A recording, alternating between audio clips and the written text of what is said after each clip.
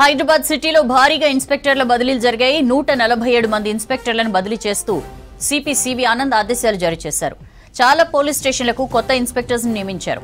42 police స్టేషన్లకు కొత్త ఇన్స్పెక్టర్ల నియామకం చేపట్టారు. చాలా ట్రాఫిక్ పోలీస్ స్టేషన్స్ లో ఇన్స్పెక్టర్ల బదిలీ జరిగింది. కొత్త వాళ్ళ నియామకం కూడా చేపట్టారు.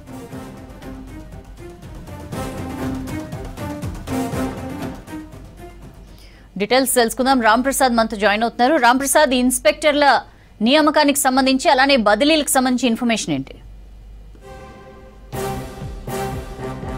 వ్యాప్తంగా హైదరాబాద్ పోలీస్ కమిషనరేట్ పరిధిలో అయితే కొద్దిసేపటి క్రితమే భారీగా ఇన్స్పెక్టర్లను బదిలీ చేస్తూ అయితే హైదరాబాద్ సిపి సివి ఆనంద్ ఉత్తర్వులను జారీ చేయడం జరిగింది. హైదరాబాద్ వ్యాప్తంగా 146 మంది ఇన్స్పెక్టర్లను కూడా బదిలీ చేస్తూ అయితే ఉత్తర్వులను అయితే జారీ చేశారు. ఈ క్రమంలో మనం గమనిస్తే 146 మందిలో ప్రధానంగా 42 మందికి కొత్తగా ఇన్స్పెక్టర్లుగా అయితే అవకాశం కల్పించడం జరిగింది. ప్రధానంగా మనం చూస్తున్నాం హైదరాబాద్ వ్యాప్తంగా ఇటు లా అండ్ ఆర్డర్తో పాటు అదేవిధంగా ట్రాఫిక్ సంబంధించినటువంటి ఇన్స్పెక్టర్ల బదిలీలను కూడా చేయడం జరిగింది. ఎందుకంటే మనం చూస్తున్నాం హైదరాబాద్లో లా అండ్ ఆర్డర్తో పాటు ట్రాఫిక్ సమస్యలు కూడా ఎక్కువగానే ఉంటున్నాయి. ట్రాఫిక్ సంబంధించినటువంటి రద్దీగా కూడా ఎక్కువగా ఉన్న క్రమంలో అయితే ఇటు ట్రాఫిక్ ఇన్స్పెక్టర్లను కూడా బదిలీ చేస్తూ అయితే ఏకకాలంలో ఉత్తర్వులు జారీ చేయడం జరిగింది. ప్రధానంగా మనం చూస్తే హైదరాబాద్లో ఉన్నటువంటి హైదరాబాద్ కమిషనరేట్లో ఉన్నటువంటి అన్ని జోన్ల పరిధిలో కనుక మనం గమనిస్తే ఇటు 146 మంది ఇన్స్పెక్టర్లు అయితే ఈరోజు బదిలీ చేయడం జరిగింది. అంతేకాకుండా కొత్త వాళ్ళకు అవకాశం ఇవ్వడం కూడా జరిగింది. ఎందుకంటే మనం చూస్తున్నాం ఇప్పటికే అడ్మిన్ ఎస్ఐగా అదేవిధంగా డిఐగా ఉన్నటువంటి చాలామంది అధికారులకు కూడా ఇటు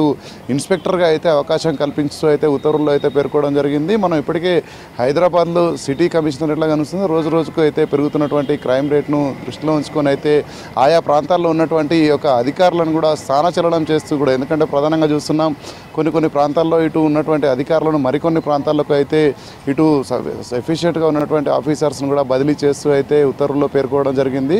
అంతేకాకుండా ట్రాఫిక్ సంబంధించి కూడా మనం ఇటీవల గమనించడం జరిగింది. ఎందుకంటే ఇటు లా అండ్ ఆర్డర్ వైపు ఉన్నటువంటి కొంతమంది పోలీసులను కూడా ఇటు ట్రాఫిక్ వైపు మళ్లించిన క్రమంలో ఇటు ఇన్స్పెక్టర్ల స్థాయి అధికారులను కూడా ఈరోజు అయితే బదిలీ చేస్తూ అయితే సిపి సివి ఆనంద్ ఉత్తర్వుల్లో పేర్కొన్నారు.